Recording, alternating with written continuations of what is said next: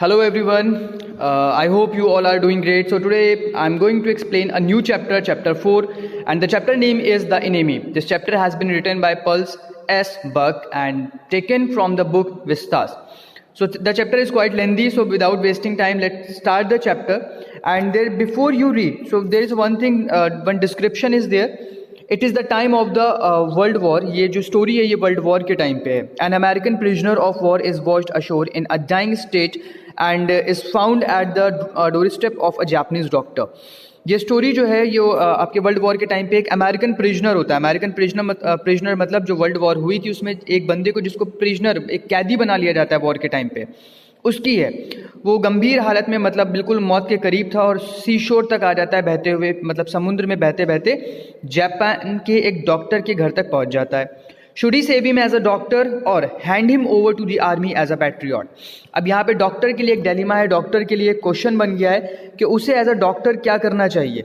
As a doctor क्या उसको बचाना चाहिए उस अमेरिकन प्रिजनर को, क्योंकि अमेरिका वर्सेस जापान ही आपकी वर्ल्ड वॉर पूरी बेस थी. दोनों एक दूसरे के पक्के दुश्मन थे. तो डॉक्टर बहुत ही ज़्यादा डिलेमा में पड़ जाते हैं, डिलेमा में पड़ जाता है कि वो क्या करे. उसको आर्मी के सुपुर्द कर दे क्योंकि ताकि वो अपनी देशभक्ति को दिखा सके, या फिर एज अ डॉक्टर उसका इलाज करे. वेल ये सारी चीज़ें पता चलेंगी. चैप्टर में आगे बढ़ते हैं. No yes. Dr. Sadao Hockey's house was built on a spot of Japanese coast where as a little boy he had often played. Dr. Sadao Hockey's का जो घर है, यहाँ पे जो स्टोरी है वो डॉक्टर सदाओ हॉकीज उनका नाम दिया गया है. वो एक डॉक्टर है और उनका जो घर है वो बना हुआ है एक जापानीज कोस्ट, मतलब जापान में जो आपका सी कोस्ट है जहाँ पे समुद्र के किनारे उनका घर बना हुआ है. और ये वो कोस्ट है जहाँ पे he played as when he was a child. जब वो छोटे थे तो इसी कोस्ट के ऊपर वो खेला करते थे. The low square stone house was set upon rocks well above a narrow beach that was outlined with bent pines. उनके घर की यहाँ पे कंडीशन थोड़ी बताई जा रही है. लगभग स्क्वायर शेप का उनका घर था जो पत्थरों से बना हुआ था, पाइप वगैरह थे और पाइप को बेंड करके और बहुत अच्छे से उनका घर को बनाया गया था. A boy Sadao had climb the pine supporting himself on his bare feet. और वो जब छोटे थे तो वो पाइन ट्रीज पे चढ़ा करते थे, अपने पैरों का सपोर्ट पाइन ट्रीज पे लगा लगा के पेड़ों पे चढ़ा करते थे. As he had seen men do in the South Seas when they climbed on coconut. और ये चीज़ें जैसा उन्होंने देखी थी साउथ सीज में जो लोग कोकोनट के पेड़ पे चढ़ते थे कोकोनट को निकालने के लिए, तोड़ने के लिए, ये चीज़ें वो देखते देखते तो he used to copy that. He used to climb on the pine trees in the same way. His father had taken him often to the island of those seas and never had he failed to say to little brave boy. उनके पिताजी की बात हो रही, उनके पिताजी अक्सर उनको ले जाया करते थे आइलैंड के ऊपर और never had he failed to say that little brave boy at his side. और उनके पिताजी हमेशा अपने बच्चे की तारीफ करते थे कि you are very brave and all. Those island yonder there are the stepping stone to the future of Japan. उनके पिताजी जब उनको आइलैंड पे ले जाते थे और वो बोलते थे कि those island yonder जो वर्ड है आपका this, यंडर का मतलब होता है देयर, वो रहे आइलैंड. ये आइलैंड जो है ये हमारे जापान का फ्यूचर डिसाइड करेंगे, ये हमारे जापान को आगे ले जाएंगे, ऐसा उनके पिताजी इनसे बोलते थे. Where shall we step from them Sadao asked seriously. तो जो सदाओ थे वो अपने पिताजी से बहुत सीरियसली पूछते हैं कि ये आइलैंड हमें कहाँ लेके जाएंगे. सो उनके पिताजी उनको क्या जवाब देते थे? Who knows, his father had answered, who can limit our future, it depends on what we make it. तो वो कहते थे कि किसे पता है कि कौन जानता है ये चीज़, क्योंकि फ्यूचर हमारा लिमिटेड नहीं है, ये हम पे डिपेंड करता है हम क्या करते हैं क्या नहीं करते हैं. सो वेल कॉन्वर्सेशन चल रही है उनके और उनके पिताजी की यहाँ पे. Sadao had taken this into his mind as he did everything his father said. सदाओ के माइंड में ये बात रुक जाती है क्योंकि उनके पिताजी जो भी कहते थे हर वो चीज़ सदाओ करते थे. His father who never joked or played with him but who spent infinite pains upon him who was his only son.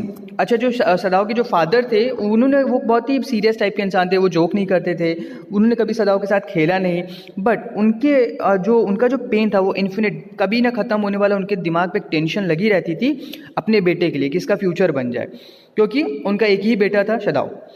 सदाव knew that his education was his father's chief concern. Sadao को ये चीज़ बहुत अच्छे से पता थी कि उनकी जो एजुकेशन थी, जो उनकी पढ़ाई लिखाई थी, वही एक टेंशन थी उनके पापा के लिए। For this reason he had been sent at 22 to America to learn all that he could be learn of surgery and medicine. इसी वजह से उनके पिताजी जब वो 22 साल के सदाव थे तो उनको अमेरिका भेज देते हैं, ताकि वो अमेरिका जाके बहुत पढ़ लिख जाएं और बहुत ही एक्सपर्ट हो जाएं सर्जरी में और मेडिसिन में, मतलब डॉक्टर बन जाएं। He had come back at 30। अब सदाव जब अमेरिका जाते हैं और वहाँ से वापस जब आते हैं तो 30 की जब उनकी एज हो जाती है तब वापस आ जाते हैं, लगभग 8 साल के आसपास वो वहाँ रहे। And before his father died he had seen Sadao became famous not only as a surgeon but as a scientist. Sadao के पिताजी की मौत से पहले उन्होंने लकीली ये चीज़ देख ली थी कि उनका बेटा बहुत फेमस डॉक्टर बन चुका है, बहुत ही फेमस सर्जन बन चुका है और साथ ही साथ एक साइंटिस्ट भी बन चुका है इन द फील्ड ऑफ डॉक्टरी। Because he was perfecting a discovery which would render wounds entirely clean, he had not been sent abroad with the troops. अच्छा, जो वर्ल्ड वॉर हो रही थी उसी टाइम की ये स्टोरी है। तो वर्ल्ड वॉर जब हो रही थी तो वर्ल्ड वॉर में आर्मी के साथ साथ डॉक्टर्स भी भेजे जाते हैं कि जो ट्रूप्स जो हैं जो वाउंडेड हो जाएं तो उनका ट्रीटमेंट कर सके। बट सदाव इतने अच्छे डॉक्टर थे, उनको नहीं भेजा जाता है क्योंकि वो एक डिस्कवरी मेडिसिन में कुछ खोज कर रहे थे। इस वजह से वहाँ की गवर्नमेंट उन्हें नहीं भेजती है। आगे है आपका No. Yes. There was some slight danger that the old general might need an operation for a condition for which he was now being treated medically, and for this possibility Sadav was being kept in Japan. और दूसरा reason ये भी था सदाव को उस जगह पे नहीं भेजा गया, वॉर में नहीं भेजा गया, क्योंकि जो जापान के ओल्ड जनरल थे उनकी कंडीशन बहुत ज़्यादा सीरियस थी, जिनका ट्रीटमेंट सदाव ही कर रहे थे और बहुत ज़्यादा पॉसिबिलिटी थी कि उनका एक ऑपरेशन भी होना था जो कि सदाव को ही करना था। तो ये था कि अगर सदाव चले जाएंगे तो उनका ऑपरेशन कौन करेगा, और एक ओल्ड जनरल का मरना ये देश बियर नहीं कर पाता। तो इन दो रीज़न की वजह से सदाव को भेजना नहीं जाता है वॉर में। Clouds were rising from the ocean now. The unexpected warmth of the past few days had at night drawn heavy fog from the cold waves. अब यहाँ पे सीन बताया जा रहा है, स्टोरी आपकी बेसिकली यहाँ से स्टार्ट हो रही है। अब सदाव खड़े हुए हैं अपने घर के पास और वो एक व्यू देख रहे हैं। व्यू क्या है? क्लाउड्स वर राइजिंग, बहुत घने बादल जो हैं वो आ रहे हैं ओशियन की तरफ, समुद्र के ऊपर छा रहे हैं। The unexpected warmth of past few days, और कई दिनों से उस जगह पे काफ़ी गर्मी पड़ रही थी, वार्मथ थी। Had night draw heavy fog, और उस रात क्या होता है, बहुत हैवी फॉग। फॉग का मतलब होता है आपका कोहरा, जो जाड़ों में धुंध हो जाती है। ठंडी हवाओं के साथ साथ बहुत गहरा वहाँ पे कोहरा छा जाता है। Shadao watched mist hide outline of a little island near the shore and then come creeping up the beach below the house, writhing around the pines. अब वो देखते हैं कि जो वो फॉग होता है, जो मिस्ट होती है, वो धीरे धीरे क्रीप कर रही, रेंगती हुई जो है वो बीच पे आ रही है। अब आगे फैलती हुई पाइन्स के पेड़ों में जा रही है, मतलब वो आगे बढ़ रही थी। In a few minutes, fog would be wrapped about the house too. Then he would go into the room where Hannah, his wife, would be waiting for him with the two children. अब उसके बाद सदाव ऐसा सोचने लगते हैं कि अभी जब यहाँ तक ये कोहरा पहुँच गया तो अब धीरे धीरे मेरे घर पे जाएगा, फिर मैं अपने घर पे जाऊँगा जहाँ पे मेरी बीवी होगी। वाइफ का उनकी जो नाम है उसका नाम है हैना, और मेरी वाइफ जो है वो मेरा वेट कर रही होगी 2 बच्चों के साथ। तो इट्स मीन सदाव की वाइफ का नाम हैना था और उनके 2 बच्चे भी थे। But at this moment the door opened and she looked out. A dark blue woolen howry over her kimono. अब उसके बाद सडनली ऐसा सदाव सोच ही रहे होते हैं मैं अंदर जाऊंगा, ये होगा वो होगा। सडनली दरवाज़ा खुलता है और जो उनकी वाइफ होती हैं वो बाहर आती हैं और वो डार्क ब्लू कलर का एक वुलन एक होरई पहने होती हैं अपने किमोनो के ऊपर। किमोनो एक काइंड ऑफ ड्रेस है जो चाइनीज़ लोग पहनते हैं, मतलब डिफरेंट टाइप ऑफ क्लोथ।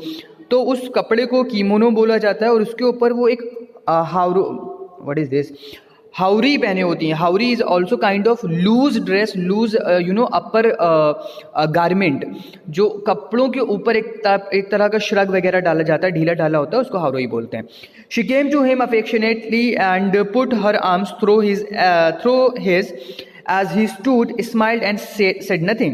अब उसके बाद जो है ना होती हैं वो थोड़ा सा थोड़ा सा अच्छा फील करती हैं और आती हैं अपने हस्बैंड के साइड खड़ी हो जाती हैं उसके हाथों में अपना हाथ डालती हैं और बहुत अच्छा फील करती हैं और कहती कुछ नहीं है। Well, he had met Hannah in America, but he had waited to fall in love with her until he was sure she was Japanese. अच्छा, ये जो हैना थी ये भी डॉक्टर को अमेरिका में ही मिली थी, लेकिन अब उसको पसंद तो थी, शदाओ को जो है वो हैना पसंद तो बहुत थी, लेकिन उसने वेट करा, उसने वो प्यार उनसे नहीं करा। उसने पहले ये चीज़ कंफर्म करी, ये चीज़ का जब तक वो श्योर नहीं हो गया कि हैना एक जैपनीज़ ही है जो अमेरिका पढ़ने आई है, तब तक दोनों में प्यार आगे नहीं हुआ। So well, His father would never have received her unless she had been pure in her race. क्योंकि शदाओ बहुत अच्छे से जानते थे उनके फादर जो है वो कभी भी शादी के लिए या इस चीज़ को एक्सेप्ट नहीं करेंगे अगर उन्हें पता चलेगा कि शदाओ ने एक ऐसी लड़की पसंद करी है जो उनके कस्टम के अगेंस्ट है, जो उनकी रेस के अगेंस्ट है। बिकॉज वो बहुत फेनेटिक थे, उनको चाहिए था जापानीज़ लड़की हो और उनके रेस के हिसाब से ही हो। So he wondered often whom he would have married if he had not met Hannah. तो यहाँ पे शदाओ जो है वो अक्सर ऐसा सोचते हैं कि मैं किससे शादी करता अगर मैं हैना से नहीं मिला होता। It's a problem. And by what luck he had found her in the most casual way, by chance, literally at an American professor house. अब उसके बाद बोलते हैं कि अगर मैं हैना से नहीं मिला होता तो मैं किससे शादी करता, बट एक लक उनका होता है, एक चांस होता है कि अमेरिकन प्रोफेसर के घर पे उन्हें हैना मिलती हैं। The professor and his wife had been kind people anxious to do something for their few foreign students. अब जो प्रोफेसर हैं, जो उनकी वाइफ हैं, वो यहाँ पे उनके बारे में बताया जा रहा है कि वो बहुत ज़्यादा काइंड थे, बहुत दयालु थे और बहुत ज़्यादा एंग्शियस थे, बहुत चिंतित रहते थे कि उनके जो फॉरेन स्टूडेंट थे, जो बाहर से लोग उनके पास पढ़ने आए थे, उनके लिए वो कुछ करना चाहते थे। एंड द स्टूडेंट्स दो board had accepted this kindness. अब जो उनके स्टूडेंट थे वो प्रोफेसर से, उनकी वाइफ से अक्सर बोर हो जाते थे, लेकिन वो इतने दयालु थे कि स्टूडेंट उनको पसंद करते थे, उन्हें एक्सेप्ट करते थे। शदाओ हैड ऑफन टोल्ड हैना how nearly he had not gone to Professor Harley's house that night. शदाओ कहते हैं कि हैना, अब दोनों लोग यहाँ पे खड़े हैं समुद्र के पास में, तो यहाँ पे शदाओ कहते हैं कि अगर उस दिन मैं प्रोफेसर के घर पे अगर नहीं गया होता, द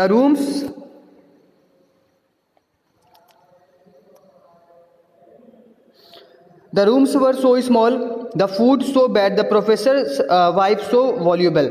यहाँ पे ऑथर जो आपके ये शदाओ हैं वो कहते हैं कि जो प्रोफेसर का रूम था बहुत ज़्यादा स्मॉल था और जो उनके घर में खाना था वो बहुत बुरा था। The professor wife so voluble, और जो उनकी वाइफ थी वो बहुत ज़्यादा वॉल्यूबल थी, मतलब बहुत टॉकेटिव थी, बहुत बोलती थी। But he had gone and there he had found Hana, लेकिन फिर भी ऑथर वहाँ जाता है और फाइनली उसको वहाँ पे हैना मिलती है। A new student and had felt he would love her if it were at all possible. Sadao कहते हैं कि जब मैंने तुमको पहली बार देखा तो मैंने सोचा एक नया स्टूडेंट है और ये बहुत अच्छी है, मैं इससे इससे अपना रिलेशन आगे बढ़ाऊंगा अगर चीज़ें अच्छी रहती हैं तो। Now he felt her hand on his arm and was aware of the pleasure it gave him. अब उसके बाद जो शदाओ होता है वो हैना का हाथ पकड़ लेता है, मतलब ये सारी चीज़ें वो डिस्कस कर रहे हैं शोर के पास खड़े होके अपनी छत पर से, तो अभी वो हैना का हाथ पकड़ लेता है और उसको थोड़ा अच्छा फील होने लगता है। Even though they had been married years enough to have the 2 children, जबकि उनकी शादी को हुए काफ़ी टाइम हो गया, उनके 2 बच्चे हैं, आज भी उनके अंदर बहुत ज़्यादा just they are very romantic और they have their love on the peak. For they had not married heedlessly in America, they had finished their work at school and had come to home Japan, and when his father had seen her, the marriage had been arranged in the old Japanese way. उसके बाद यहाँ पे कि जो इन दोनों में जो वहाँ पे अमेरिका में प्यार तो हो गया था, दोनों एक दूसरे को पसंद करने लगे थे, लेकिन ऐसा कुछ नहीं कि उन्होंने वहाँ पे शादी करने के लिए सोची हो। उन्होंने अपने काम को प्रायोरिटी दी, उन्होंने अपना वर्क को फिनिश किया, अपने स्कूल को फिनिश करा और उसके बाद वो अपने घर आए, मतलब जापान आए, और फिर उनके जो पेरेंट थे, जो उनके फादर थे, उन्होंने प्रॉपर मैरिज उनकी अरेंज करी ओल्ड जैपनीज़ तरीके से, मतलब पूरे जैपनीज़ के रिचुअल के हिसाब से उनकी शादी हुई। ऑल्दो शदाओ एंड हैना had talked everything over before hand, और उससे पहले ही मतलब ये सारी चीज़ें उनकी डिस्कस हो चुकी थी। दे वर परफेक्टली हैप्पी, वो शादी से बहुत ज़्यादा खुश थे। She laid her cheeks against his arm, और उसके बाद जो है हैना जो होती है वो अपने हाथों को शदाओ की गालों पे फेरने लगती है। It was at this moment that both of them saw something black come out of the mist. अब दोनों लोग ये सारी चीज़ें कर ही रहे होते हैं, तभी उनको दिखता है कि कुछ कुछ ब्लैक कलर का एक शैडो टाइप का दिखता है मिस्ट में, मतलब कोहरे में देखते हैं कुछ काले कलर का कुछ एक इमेज दिखती है। ये इमेज आप यहाँ पे देख सकते हो, साइड में आपके लेफ्ट साइड पे पिक्चर दी हुई है। Talking about this picture, it was a man, he was flung up out of the ocean. ये एक आदमी की थी, flung it seems, okay. So एक आदमी की इमेज थी, एक ऐसा इमेज दिख रही थी, ऐसा लग रहा था जिसको ओशियन ने, जिसको समुद्र ने फ्लंग अप कर दिया है, जिसको बाहर फेंक दिया है, ऐसे ही दिख रहा था ये चीज़। To his feet by a breaker he staggered a few steps. अब जैसे कि वो ब्रेकर या स्टैगर्ड का मतलब होता है स्टम्बलिंग करना, लड़खड़ाना, तो लड़खड़ाते हुए चल रहा था। His body outlined against the mist, his arms above his head, उसकी बॉडी बुरी कंडीशन में थी, उसके हाथ उसके सर के ऊपर थे। Then he curled mist hid him again, उसके बाद फिर कोहरा आता है और उस आदमी को छुपा लेता है। Who is that, Hana cried, she dropped Sadao's arm and they both leaned over the railing of the veranda. उसके बाद हैना जो है वो कहती है कौन है वो आदमी, और हैना अपने शदाव का हाथ छोड़ देती है और दोनों लोग वरांदा की रेलिंग तक जाते हैं उसको सही से देखने के लिए। Now they saw him again, the man was on his hand and knees crawling. वो लोग उसको फिर से देखते हैं, वो बुरी कंडीशन में था, उसके हाथ इधर उधर, और वो क्रॉलिंग कर रहा था, रेंगता हुआ इस पोजीशन में आगे बढ़ रहा था। Then they saw him fall on his face and lay there, और उसके बाद वो आदमी जो है वो अपने मुंह के बल गिरता है और वहीं गिर जाता है। अ फिशरमैन परहैप्स, शदाव सेड, शदाव कहता है कि शायद कोई फिशरमैन होगा जो समुद्र में मछलियां पकड़ता है। Watch from his boat, he ran quickly down the step and behind him. जल्दी से दोनों लोग उतरते हैं और उस फिशरमैन को बचाने के लिए समुद्र के पास जाते हैं। फिर क्या होता है, हैना केम, हर वाइट स्लीव्स फ्लाइंग, हैना भी भागती हुई पीछे से आती है और उसकी जो वाइट, उसकी जो बड़ी सी स्लीव्स होती हैं, आस्तीन होती हैं, वो उड़ रही थी। बेसिकली जापानीज के कपड़े ही अजीब टाइप के होते हैं। A mile or two away on either side there were fishing villages, but there was only the bare and lonely coast dangerous with rock. वहाँ से कुछ लगभग अ माइल और 2 माइल अवे पे फिशर का विलेज था जहाँ पे ये फिशरमैन लोग थे। तो लेकिन जो इस जगह पे तो कोई भी नहीं था, इस जगह पे अकेले फिशरमैन पड़ा था, और ये जगह जो थी वो बहुत ज़्यादा डेंजरस थी क्योंकि यहाँ पे बहुत सारे रॉक्स वगैरह थे। The Surf beyond the beach was spiked with rocks, और जो वहाँ की जो एरिया था वो बहुत ज़्यादा स्पाइक्ड, रॉक का स्पाइक बनी थी, मतलब इस शेप में बहुत सारे कंकड़ पत्थर थे जो खतरनाक थे। Somehow the man had manage to come through them, he must be badly torn. तो यहाँ पे कैसे तैसे करके ये फिशरमैन यहाँ तक तो पहुँच गया है, वो लोग डिस्कस कर रहे होते हैं, लेकिन ये आदमी बहुत बुरी तरीके से टॉर्न होगा, मतलब बुरी हालत में होगा, कटा पिटा होगा। They saw when they came toward him that Indeed it was so. जब उसके करीब में पहुँचते हैं तो देखते हैं यार ये तो बिल्कुल वैसे ही जैसा हमने सोचा था, इंडीड मतलब सचमुच उसकी कंडीशन बहुत बुरी है। The sand on one side of him had already a stain of red soaking through. उसके साइड में जो सैंड थी, जो बालू मिट्टी थी, वो बिल्कुल ब्लड से स्टेन रेड हो गई थी क्योंकि उसने उसके ब्लड को ऑब्जॉर्ब करा था। ही इज़ वाउंडेड, शदाव एक्सक्लेम, शदाव चिल्लाता है कि ये बहुत बुरी तरीके से चोट खाया हुआ है। He made haste to the man who lay motionless, his face in the sand. अब शदाव जो होता है वो मतलब तुरंत से हेस्टी हो जाता है, जल्दी करता है उस आदमी की तरफ जो बिल्कुल मोशनलेस, बिल्कुल बेहोश सा पड़ा हुआ था, और उसका जो मुंह था वो सैंड में, मिट्टी में घुसा हुआ था। An old cap stuck on his head soaked with sea water, और उसने सर पे एक अजीब सी पुरानी टोपी पहनी हुई थी जिसके अंदर समुद्री पानी भरा हुआ था। He was in wet rags of garments, वो भीगे हुए गारमेंट्स पहना था, रैक्स थे जो फटे हुए कपड़े थे, रैक्स मतलब फटे नीचे। Sadao stopped Hana at his side and turned the man's head. Sadao जो होता है वो हैना को रोकता है और उस आदमी को टर्न करता है, मतलब उसको सीधा करता है। दे सॉ फेस, और उसके बाद वो लोग उस आदमी का चेहरा देखते हैं। अ वाइट मैन, हैना विस्पर्ड। हैना जो होती है वो बिल्कुल धीमे से कहती है अरे ये तो एक वाइट मैन है। वाइट मैन मतलब एक अमेरिकन है, क्योंकि अमेरिकन का जो अपीयरेंस होता है उसको देख के ही लग जाता है कि ये कोई फॉरेनर है, अमेरिकन है, क्योंकि बहुत ज़्यादा वो फेयर होते हैं, उनके बालों का कलर डिफरेंट होता है, उनकी आइज़ का कलर्स डिफरेंट होते हैं। Yes, it was a white man, the wet cap fell away and there was his wet yellow hair. अब उसकी टोपी तो उतर गई होती है, उसके येलो कलर के बाल दिख रहे होते हैं और उसका सफ़ेद चेहरा।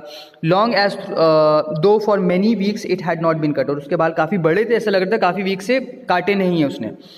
And upon his young and tortured face was rough yellow beard, और उसका जो यंग अच्छा सा उसका जो जवान चेहरा था उस पर बहुत ज़्यादा छोटी छोटी सी बियर्ड थी, ब्राउन कलर येलो कलर की, और उसका फेस लग रहा था कि उसे बहुत टॉर्चर किया गया, उसके फेस पे चोट के निशान थे.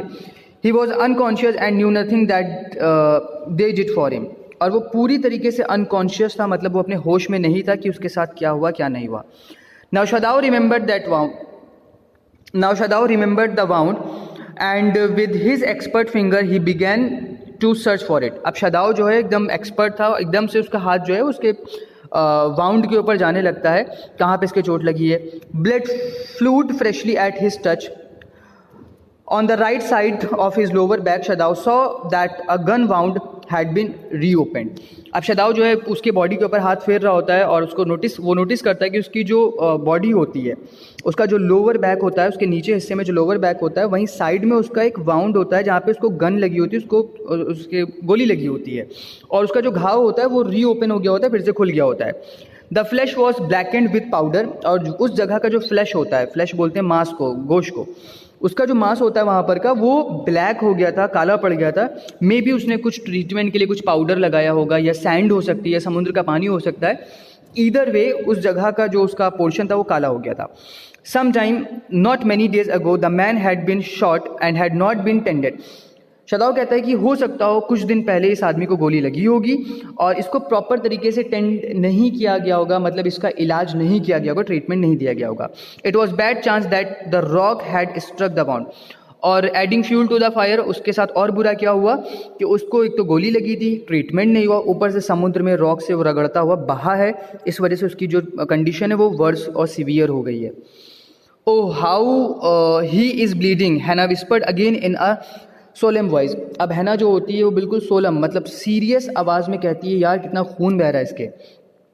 The mist screamed them now completely. अब पूरी तरीके से जो मिस्ट था, जो फॉग था, वो उस जगह को पूरा स्क्रीन्ड कर लेता है, छा सा जाता है. And at this time of day no one came by. इस दिन वहाँ पे और कोई भी नहीं होता है. The fisherman had gone home. Even the chance beachcombers would have considered the day at an and.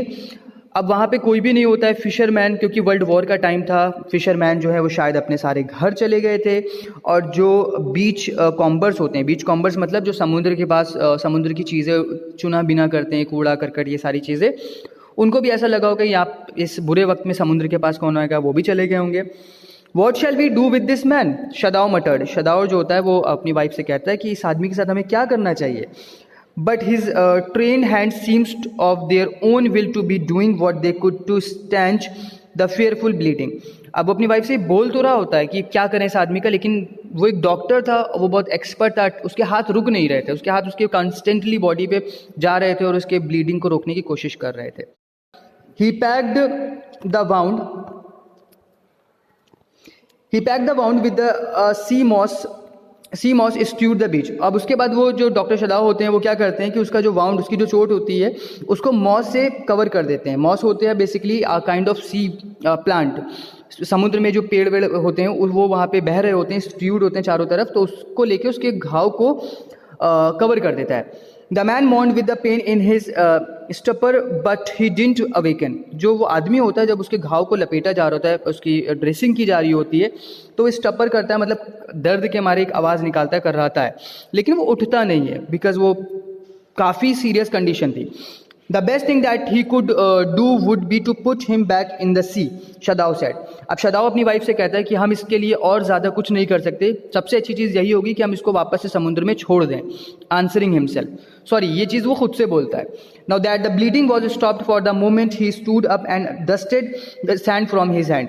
उसके बाद उसकी ब्लीडिंग रुक गई थी उस पेशेंट की. अब शदाओ खड़े होते हैं और अपने हाथों से जो गर्दा मिट्टी होती है वो झाड़ देते हैं. Yes, undoubtedly that would be the best, Hannah said steadily. Hannah उससे कहती है, हाँ तुम सही कह रहे हो, इसको हमें यहाँ पे छोड़ देना चाहिए.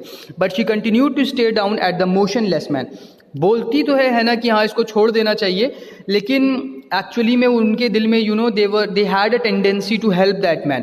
उनके अंदर वो फीलिंग्स थी कि इसकी मदद करेंगे, तो इसलिए हैना उसको स्टेयर कर रही होती, घूर रही होती, देख रही होती है. If we shelter a white man in our house, we should be arrested, and if we turned him over as a prisoner, he would certainly die. Shadao said. Shadao कहता है कि अगर हम इसकी और मदद करेंगे, इसको शेल्टर मतलब अपने घर ले जाएंगे, और ये एक वाइट मैन है, एक अमेरिकन है, तो डेफिनेटली हमें अरेस्ट कर लिया जाएगा, हमें पनिशमेंट मिलेगी इस चीज़ की.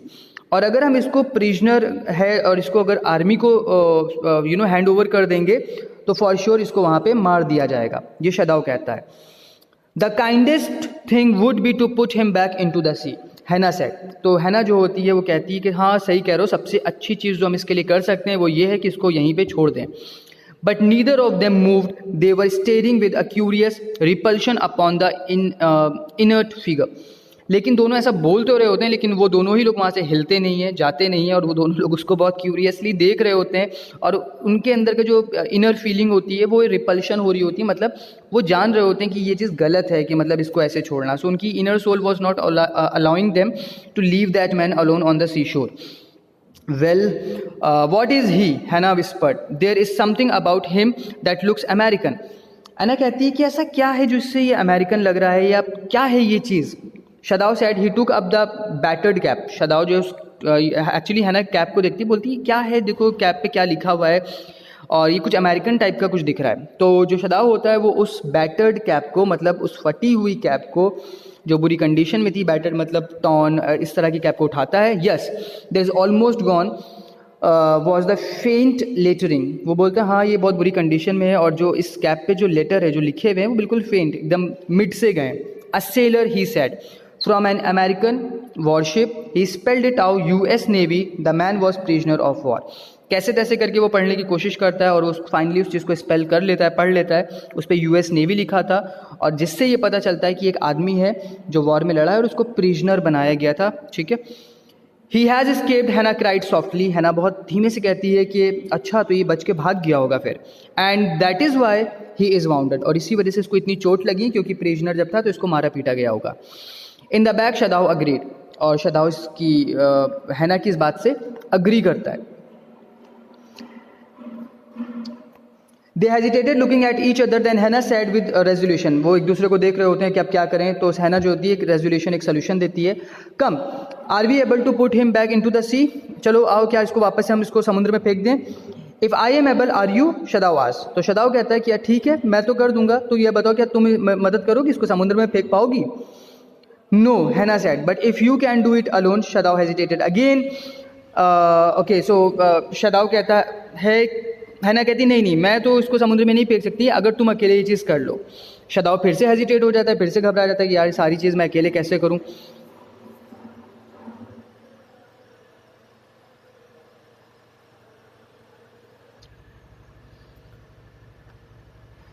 The strange thing is, he said. तो शदाव यहाँ पे अपनी वाइफ से कहता है कि एक स्ट्रेंज चीज़ क्या है, एक अजीब सी चीज़ क्या है इसके साथ. That if the man were whole I could turn him over to the police without difficulty. वो कहता है कि अगर ये आदमी पूरा होता, मतलब अगर सही कंडीशन में होता, इसकी इतनी बुरी हालत नहीं होती, तो मैं बिल्कुल पुलिस के हैंड ओवर कर देता बिना किसी डिफ़िकल्टी के. आई केयर नथिंग फॉर हिम. मुझे इसकी कोई वो नहीं है, कोई हमदर्दी नहीं है इस इंसान से. He is my enemy. ये मेरा दुश्मन है. मतलब ये अमेरिकन है, और अमेरिकन ने कितने जापानीज़ को मारा है वर्ल्ड वॉर के टाइम पे. जो अमेरिका ने आपका ये अटैक करा था नागासाकी हिरोशिमा पे, कितने लोग मरे थे. तो बोलता है ये मेरा दुश्मन है. All American are my enemy. वो कहता है कि जितने भी अमेरिकन थे सब मेरे दुश्मन है. And he is only a common fellow. और ये उन्हीं में से एक है. You see how foolish his face is. देखो इसका चेहरा कितना बेवकूफ़ है ये. But since he is bounded, लेकिन जैसा कि हम जानते हैं कि इसको चोट लगी हुई है और इसकी कंडीशन सही नहीं है. You also can not throw him back to the sea. तो इस कंडीशन में हैना उससे कहती है हाँ मुझे पता है इसकी कंडीशन ऐसी है, तो तुम इसको समुद्र में वापस नहीं फेंक सकते हो. Then there is only one thing to do, we must carry him in to the house. तो हैना कहती है कि हम एक ही चीज़ कर सकते हैं, इसको घर लेके चलते हैं. But the servants, Shadow inquired. Shadow Hannah से कहता है लेकिन हम सर्वेंट का क्या करेंगे, जो हमारे घर पे नौकर हैं उनसे क्या बोलेंगे चीज़ कि सर्वेंट क्योंकि आगे कंप्लेन ना पास कर दें. We must simply tell them that we intended to give him to the police, as indeed we must. शदाव. तो वो शदाओ से कहती है कि शदाओ, हम उनसे बोल देंगे कि हम इसको पुलिस के हैंड ओवर करने आए, और वैसे भी हम तो ये चीज़ करेंगे ही ना, जब ये ठीक हो जाएगा तो उसको पुलिस के हैंड ओवर कर देंगे। We must think of the children and your position, हमें अपने बच्चों के बारे में सोचना चाहिए, हमें तुम्हारी पोजिशन के बारे में सोचना चाहिए। It would endanger all of us if we did not give this man over as a prisoner of war। अगर इस आदमी को एज अ प्रिजनर, इसने वॉर का प्रिजनर है और इसको अगर हम हैंड ओवर नहीं करेंगे तो हम इन डेंजर, हम प्रॉब्लम में आ जाएंगे। सर्टेनली शदाओ अग्रीड, और शदाओ जो होता है वो इस चीज़ से अग्री करता है। I would not think of doing anything else, Shadow कहता है हाँ तुम सही कर रही हो, मैं इसके साथ कुछ पैसा नहीं करूँगा कि इसको रख लूँ हमेशा के लिए और इसको बचा ले जाऊँ। दस agreed together they lifted the man, उसके बाद जो दोनों अग्री होते हैं इस बात को और वो उस आदमी को वहाँ से लिफ्ट करते हैं, मतलब उठाते हैं। Lifted is the second form of lift. He was very light like a fowl that had been half starved for a long time until it is only feathered and skeleton. अब जब वो उस आदमी को उठाते हैं वो एक फाउल की तरीके लग रहा था, मतलब foul is a kind of bird just like hen or cock, तो उसकी तरह था, और ऐसा लग रहा था कि एक फाउल को, एक चिड़िया को आधे खाने पर रखा गया, मतलब उसकी डाइट के हाफ पे उसको खिलाया पिलाया गया है तब तक जब तक उसके सारे पर न झड़ गए हों और जब तक वो उसका स्केलेटन ही ना बचे, मतलब उसके बॉडी के सारे मसल्स मास सब खत्म हो गया, बहुत हल्का था वो। So his arms hanging there carried him up that steps and into the side door of the house. उसके हाथ हाथ लटक रहे थे, बिल्कुल ढीला ढाला सा इंसान था, उसको घर के अंदर वो लोग लेके गए।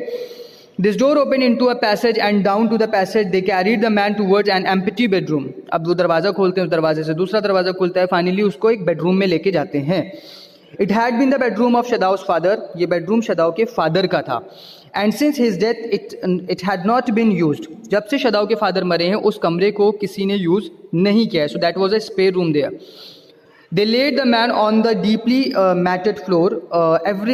तो उस आदमी को, उस पेशेंट को वो लोग मैटेड फ्लोर मतलब जो फ्लोर के ऊपर कमरे में कालीन वगैरह बिछा होता है उसके ऊपर लिटा देते हैं। Everything here had been Japanese to please the old man. उस कमरे की हर एक चीज़ जापानीज थी। ये इसलिए था क्योंकि जो शदाओ के फादर थे वो खुश रहें, क्योंकि वो बहुत ज़्यादा फेनेटिक थे। ये चीज़ हम पहले भी डिस्कस कर चुके हैं। who would never in his own home sit on a chair or sleep in foreign bed। शदाओ के फादर इतने ज़्यादा फेनेटिक थे, इतने ज़्यादा कंट्री लवर थे, कभी भी वो कुर्सी पे नहीं बैठे, क्योंकि उन्हें ऐसा लगता था ये सारी चीज़ें फॉरेनर्स की हैं, उनका लाइफ स्टाइल है। कभी भी फॉरेन बेड पे नहीं बैठे, इसलिए उनके कमरे में जितनी भी चीज़ें थी वो जापानीज़ ट्रेडिशन के अकॉर्डिंग थी। ज़मीन का बिस्तर था, ज़मीन पे बेडिंग वगैरह की गई थी कालीन वगैरह से। Hannah went to the wall cupboard and slid back a door and took out a soft kilt। उसके बाद हैना जाती है वॉल के पास और जो कपबोर्ड जो अलमीरा होती है उसका डोर को स्लिट करती है, स्लाइड करती है, मतलब खींचती है और उसके अंदर से एक सॉफ्ट बहुत मुलायम सा किल्ट निकालती है, ब्लैंकेट टाइप निकालती है। She hesitated, the kilt was covered with a flowered silk and the lining was pure white silk। अब वो जो किल्ट निकालती है बहुत अच्छा एक उसके पास किल्ट होता है जिसमें बहुत सारे फूल फ्लावर बने होते हैं, वो सिल्क का होता है, सिल्क की लाइनिंग होती है। उसके बाद हैना कहती है he is so dirty she murdered in distress. तो उसके बाद जो हैना होती है वो देखती है। अच्छा एक चीज़ और है यहाँ पे कि जो किल्ट होता है उस कमरे को किसी ने यूज़ करा नहीं होता है, तो जो किल्ट होता है काफ़ी टाइम से ऐसे ही रखा होता है। तो जब आप किसी ब्लैंकेट वगैरह को यूज़ नहीं करते for a very long time, then क्या होता है उसके अंदर डस्ट आ जाती है, एक अजीब सी स्मेल आ जाती है। तो हैना देखती कहती यार ये तो बहुत ज़्यादा डर्टी है, गंदा है, और इस चीज़ से परेशान हो जाती कि अब इसको फिर हम उड़ाएंगे क्या। So yes he had better be washed. तो वो कहती है कि इसको अच्छे से धो दिया जाए। Shadow agreed if you will fetch hot water I will wash him. उसके बाद क्या होता है कि जो शदाओ होता है कहता है कि चलो ठीक है इसको नहला देते हैं। तो यहाँ पे बात हो रही है नहलाने की उस पेशेंट को, क्योंकि जो पेशेंट जो होता है वो भी बहुत गंदी कंडीशन में होता है। तो यहाँ पे देखिए दो तरह की बातें हो रही हैं। एक हो रहा है वो किल्ट की भी थोड़ी सी डर्टी है, काफ़ी टाइम से रखा है, बट इवन उससे ज़्यादा कंडीशन बुरी है इस पेशेंट की जो समुद्र में भीगा हुआ डस्टी है, उसके बाद ब्लड है। तो ऑब्वियसली इतनी अच्छी किल्ट जो फ्लावर की प्योर सिल्क की है, मतलब बहुत एक्सपेंसिव है, तो ऐसे नहीं उड़ा सकते ना। तो वो कहते हैं चलो इस पेशेंट को पहले नहला धुला देते हैं। शदाओ कहता है तुम गर्म पानी डालना, मैं इसको साफ़ कर दूंगा। तो यहाँ पे इस वीडियो को पूरा करते हैं and to be continued in the next video. The remaining explanation will be done in part 2 and so on. So आप इस चैप्टर को अच्छे से समझ गए होंगे आई होप. अगर कोई डाउट होता है इस पार्ट से रिलेटेड, पार्ट 1 से रिलेटेड कोई भी क्वेश्चन है, you can ask me in the comment section. Keep studying, take care, have a good day, bye bye.